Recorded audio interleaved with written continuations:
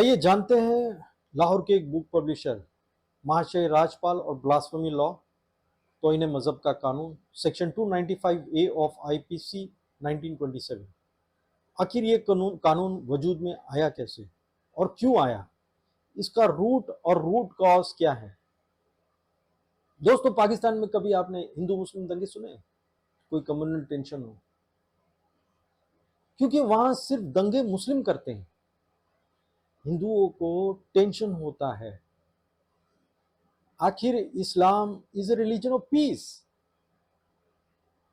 अमनो अमान वाला पीस नहीं, टुकड़ों वाला पीस।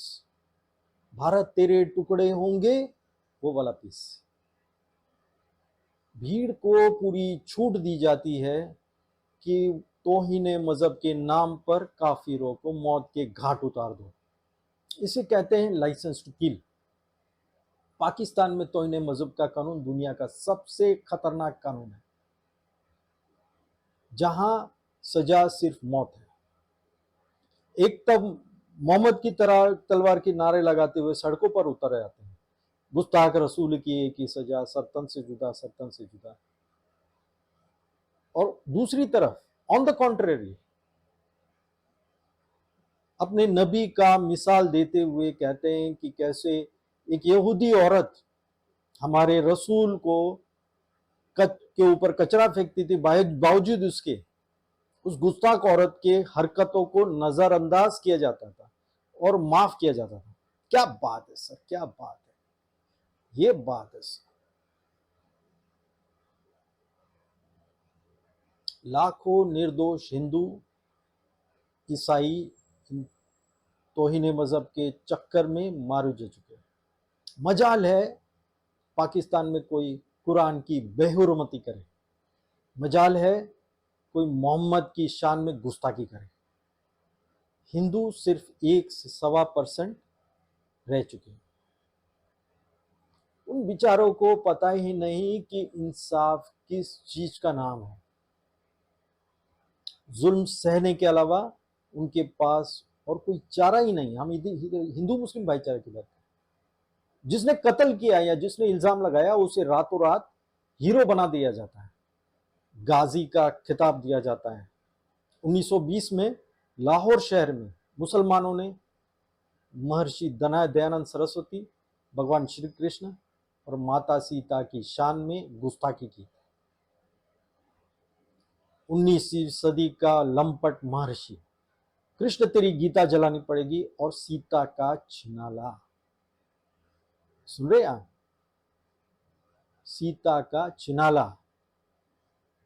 ऐसी गंदी किताब बिना लेखक के नाम और पब्लिशर के नाम छापती, सारे मोहल्ले और मदरसों और गलियों में बांट दिए मुफ्त में। आखिर इनकी छिपकर वार करने की गंदी आदत से वो बाज नहीं आएंगे।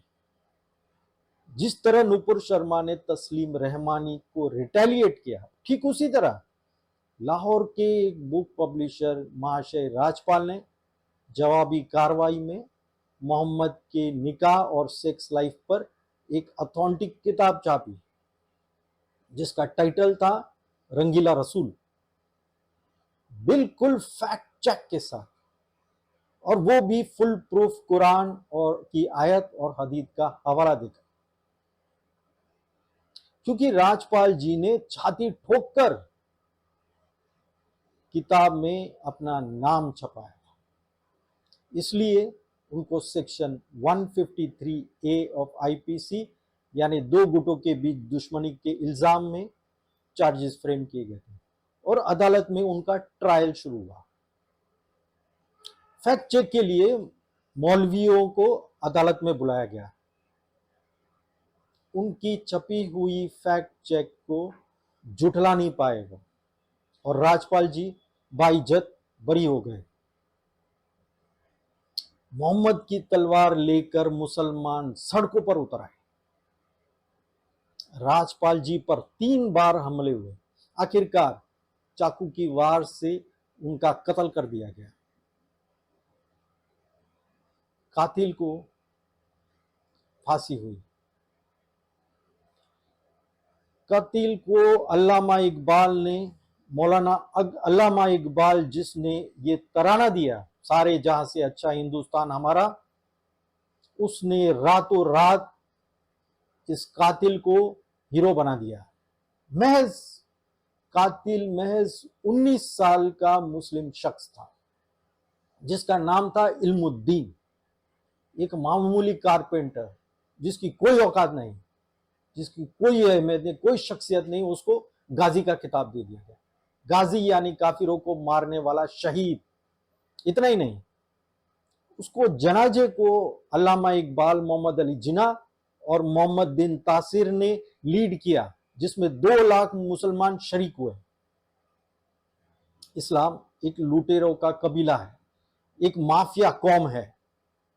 इनको चाहिए तुम्हारी बेटी, तुम्हारा पैसा, तुम्हारी बीवी, तुम्हारी बहन, तुम्हारी बहू, तुम्हारी मिल्कियत, जिसे कहते हैं माली गनीमत।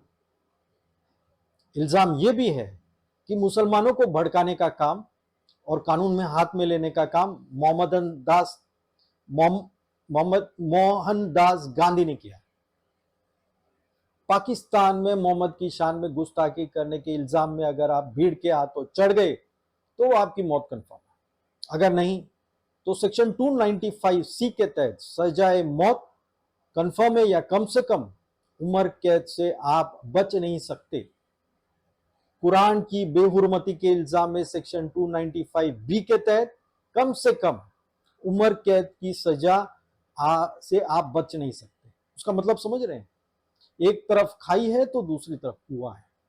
रही बात मंदिरों और हिंदू देवी देवताओं के बेहुरमत की, उनकी तो कोई अहमियत पाकिस्तान में है ही नहीं, क्योंकि पहली आयत ये कहती है कि तुम्हारा कोई भगवान नहीं है, जो है अल्लाह है और सिर्फ अल्लाह है, और अल्लाह सबसे महान है।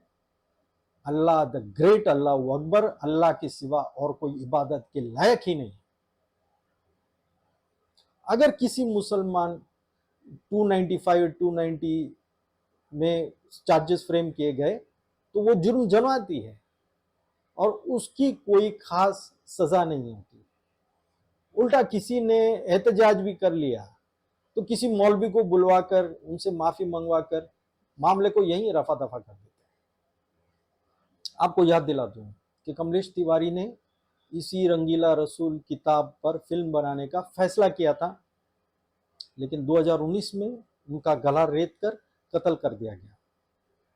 आप जब तक इन घुसपैठियों के बीच घिरे हुए हैं, आपकी सुरक्षा और जिंदगी की कोई गारंटी नहीं, क्योंकि एक बात क्लियर है, जहां भी काफिरों को पाओ उनका कत्ल करो। सूरह तौबा सूरा नंबर 9 आयत नंबर 5।